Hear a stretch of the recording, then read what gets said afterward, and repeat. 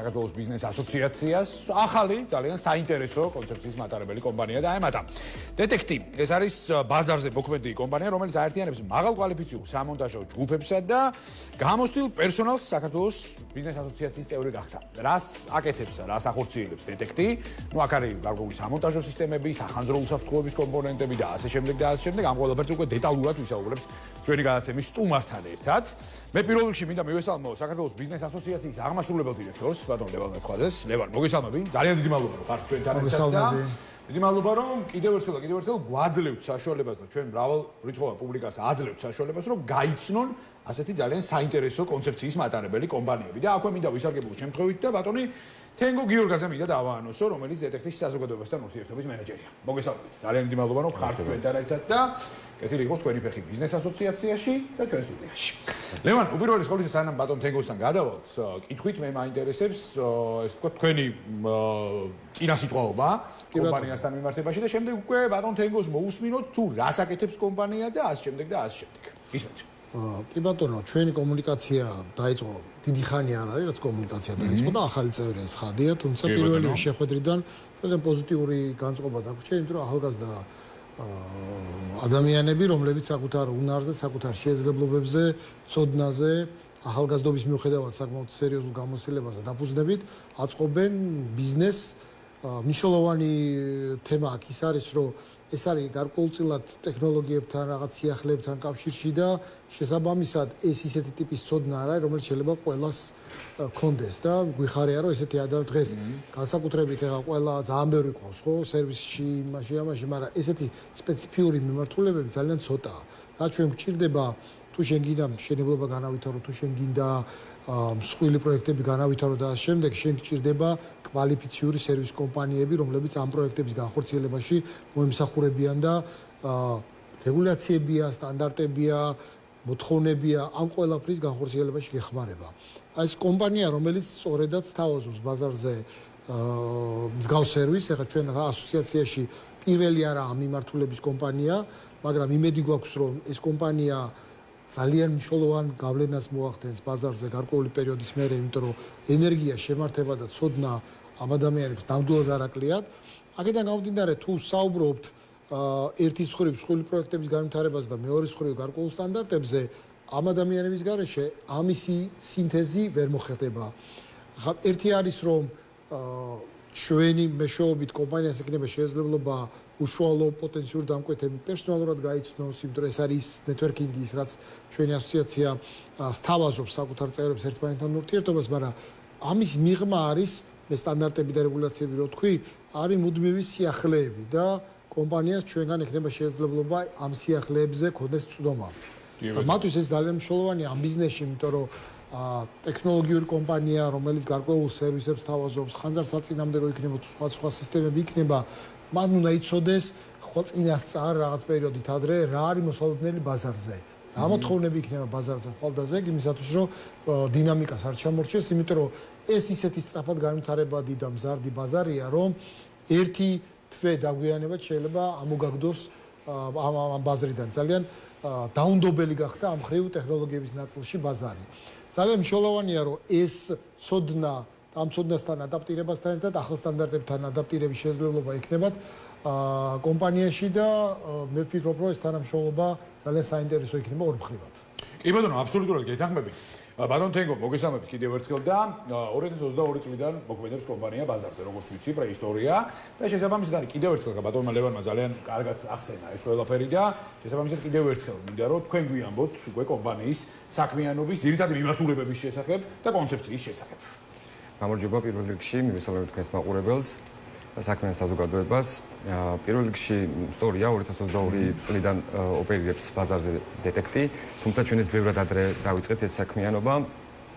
ნუ თავისთავად ბევრად უფრო მცირე მასშტაბის იყო, მცირე მიმართულებები გქონდა ამ მხრივ.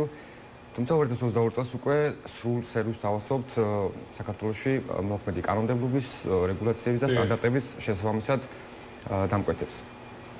ჩვენ ამ მიმართულებით პირველი ჩვენი ძირითადი მიმართულება არის სახანძრო უსაფრთხოების, როგორც აღნიშნე, სრული სერვისი, ეს არის სამონტაჟო სამუშაოები და საპროექტო მიმართულება, თუმცა მოთხოვნიდან გამომდინარე ჩვენ ვითავსებთ დაცვის სისტემების მონტაჟსაც, ასევე კვალშრომის უსაფრთხოების სპეციალისტები, რომლებსაც ობიექტებზე განათავსებთ და ამ მიმართულებითაც მუშაობთ ძირითადად სამშენებლო სექტორთან.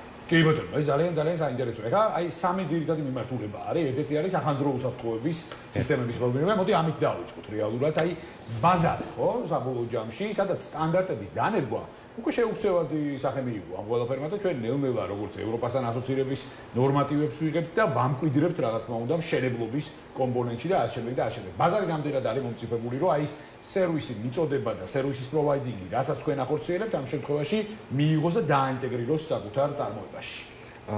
ამ ეტაპისთვის შეიძლება ითქვას, რომ ნაწილობრივ ბაზარი უკვე ჩამოყალიბებული ამ მიმართულებით, თითქმის ყველა სტანდარტი, რომელიც თქვათ არის თუნდაც ევროპულ მიმართულებებში, საქართველოში უკვე დანერგილია.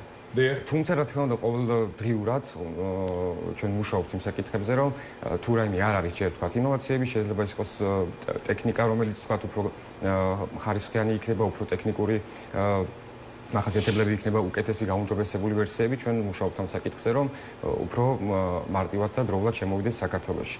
ნუ დავძენ ამასაც, რომ ჩვენ იმპორტიორი კომპანია ვართ და აქედან გამომდინარე ჩვენს უცხოელ პარტნიორებთან ხშირად გვაქვს ამასთან დაკავშირებით კომუნიკაციები. ბაზარი, როგორც გითხარით, არის უკვე ჩამოყალიბებული თითქმის, თუმცა საქართველოში როგორც ისიც მაინც ფეხს გვიანი კიდევს ყველაფერი და მაინც რაღაც პერიოდით ყველაფერზე ვერ ვიტყვით რომ არის სტანდარტიზებული და ჯერჯერობით პროცესია ყველაფერი. დაგიბრუნდებით ბატონო თენგო, ეხლა ბატონო ლევანი, მე მაინტერესებს ეხლა თენგო მახსენა რომ ამ შემთხვევაში ბაზარზე გასაგებია რომ ცოტა გვიანი კიდევს გარკვეული სტანდარტები ფეხს, მაგრამ ასე თქვენ ახსენეთ რომ თუ ასეთი კომპანია იქნება ბევრი ასოციაციაში, იქნება კარგი. აი კონკრეტულად რა საკითხების გადაჭრაზე იქნება ორიენტირებული, აი ამ ტიპის ეკოსისტემის ფორმირება უკვე ასოციაციაში. იმიტომ ასოციაციის ტრიბუნა ეს არის ძალიან კარგად გამოსაყენებელი ტრიბუნა, იმიტომ რომ ცალკეული საკითხების პრობლემატური, მნიშვნელოვანი გამოწვევების ადვოკატირება, ლობირება მოხდეს და შესაბამისად უკვე მოხდეს ფასილიტაციაც მათ შორის. კი ბატონო, ანუ წარმომადგენლობაში ჩვენ გულისხმობთ რას? უფრო მეტი რეპრეზენტატიულობა ის საშუალებას გვაძლევს ასოციაციაში. ასე თუ ისე სიახლეები როცა ინერგება და რაღაცას ტიპის სტანდარტი შემოდის, ასე თუ ისე გარკვეულია ხოლმე რა სექტორს და რა ინდუსტრიას ეხება, მაგალითად სამშენებლო სექტორი. და გავაგზავნეთ რეგულაცია, მივიღეთ ეგრეთ წოდებული უკავშირი და ამ უკავშირში გაირკვა, რომ რაღაცა არ ვარგა, რაღაცა შესაძლებელია და ასე შემდეგ. როგორია ამ რეგულაციას ორი მხარე, სამი მხარე, ოთხი მხარე ყავს ხოლმე და არა მხოლოდ ერთი მხარე. მხოლოდ ერთ სექტორთან რო გადიხარ და ამავდროულად სხვასაც ეხება ეს თემა, თუ მათი წარმომადგენლობაც არ არის კაფეოდ განსაზღვრული ასოციაციაში, ჩვენი შეთავაზება, ჩვენი ვთქვათ, მსჯელობა შეიძლება პოტენციურად იყოს სამხრივი. ჩვენთვის თავარია, რომ როდესაც პირობითად ვიზახი ხანძრასაწყენებლო სისტემები, ხო, გვინდა გადავავალოთ რაღაცა, იმიტომ რომ ვამბობთ, რომ ეს გააძვირებს შენებლობას, მაგრამ მეორეს მხრივ თვითონ შინაარსის ნაწილში რატომ არის ეს მნიშვნელოვანი, რატო არის აუცილებელი ამის კარგად დანახვა, ან რა შეიძლება გავაკეთოთ, რომ ეს რეგულაცია შემოვიდეს, მაგრამ შემსუბუქდეს წნეხი რეგულაციური. ხო, აქ ეხა მარტო ერთ სექტორთან, მარტო ერთ მიმართულებასთან ლაპარაკი არის კონტრპროდუქტიული. აქ უნდა იყოს მაქსიმალური ჩართულობა ყველა იმ დაინტერესებული მხარის, რომელიც კონკრეტული სტანდარტი, კონკრეტული რეგულაცია ეხება და აი იმ რაღაცა დიდ ოჯახში დიალოგი და პირველ რიგში საერთაშორისო პრაქტიკის, საუკეთესო პრაქტიკების აღება და ნახვა იქ ხშირად ეს ინტერესები ეჯახება ერთმანეთს, ხო? ერთი რაღაცა სტანდარტი არის, რომელსაც ერთი მხარე გეუბნება, რომ ეს თუ გავაკეთე, მე გამიძვირდება, მაგრამ მეორე რაღაცას კარგავს და პირიქით და საუკეთესო პრაქტიკის მოძიება აი ამ დიალოგის დროს და საუბრის დროს და საუკეთესო ისეთი გამოსავალის მოძებნა, რომლითაც რეგულაცია ვიღაცას კი გაუმჯობესებს მდგომარეობას, მაგრამ სხვაზე ეს ნეგატიური გავლენას არ მოახდენს, ეს არის ჩვენთვის ძალიან ფუნდამენტურად მნიშვნელოვანი, სწორედ იმიტომ, რომ გადაწყვეტილება იყოს პროფესიული და მაღალკვალიფიციური, როცა ჩვენ მე მივიდივართ საჯარო სექტორთან სასაუბროდ. ეს არის მიზანი. არის წარმომადგენლობითობა, არის რეპრეზენტატიულობა, არის სექტორი აქტიურად ჩართული. პირველ რიგში ვერც ვერავინ ვერ გეტყვის მეორე მხრიდან, რომ თქვენ სუბიექტურები ხართ, იმიტომ რომ მიდის ყველანაირი მხარე, ისე ვთქვათ, მოთელვა პოზიციებს და ამ შემდეგ და მეორე მხრივ თავისთავად პროდუქტი საბოლოო, რომელსაც ჩვენ გამოვიმუშავებთ, უნდა იყოს მაღალ დონის დოკუმენტი. აბსოლუტურად გეთანხმებით. ძალიან კარგი ფორმულირება ამ ყველაფრის და თენგო, ისევ და ისევ მაინტერესებს, აი ახლა უშუალოდ თქვენ პრიზმაში. რა გამოწვევები არის დღეს ბაზარზე?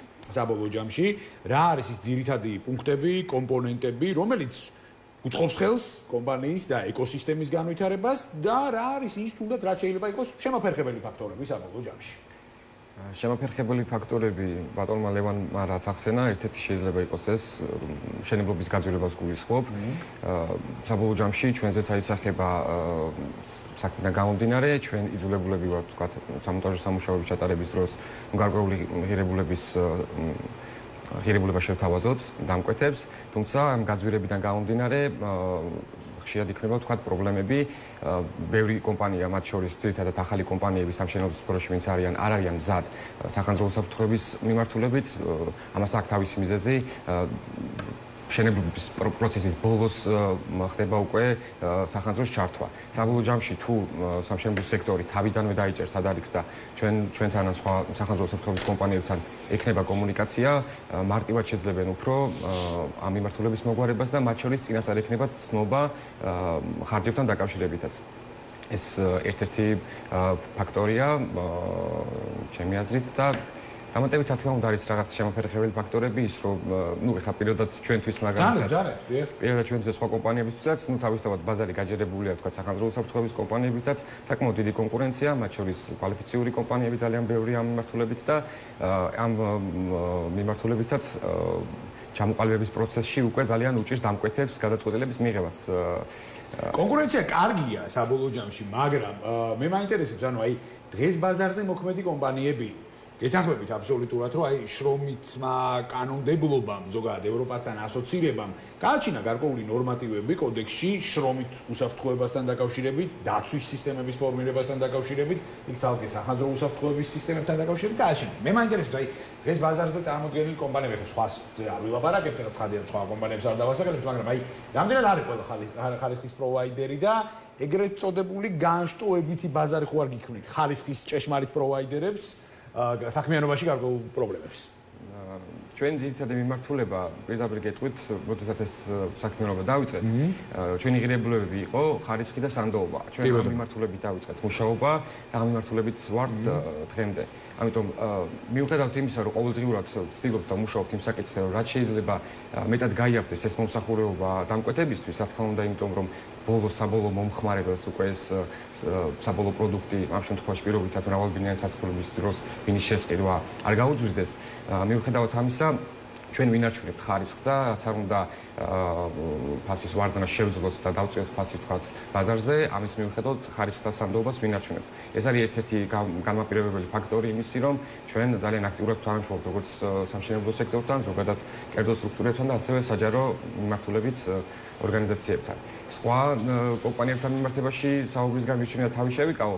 რა თქმა უნდა, ყველას სჭირდება გამოცდილება, როდესაც ახალი კომპანია შემოდის ბაზარზე, სჭირდება დრო, ენერგია, დააგროვოს გამოცდილება, ცოდნა ამ კუთხით, დარგის სპეციალისტების შეგროვება სჭირდება და ამას თავისი ეტაპებია გასავლელი, თუმცა რაღაც ეტაპზე ყველა არის ამ მიმართულებით და მაგაში დიდ პრობლემას ვერ ხედავთ, იმიტომ რომ ჩვენ გარკვეულწილად თანამშრომლობთ, მეგობრობთ სხვადასხვა კომპანიებთან და ერთგვარად შეიძლება ხელშეწყობაც კი იყოს თქვა ჩვენი მხრიდან კომპანიებთან თუ ამის სრული ეკრება.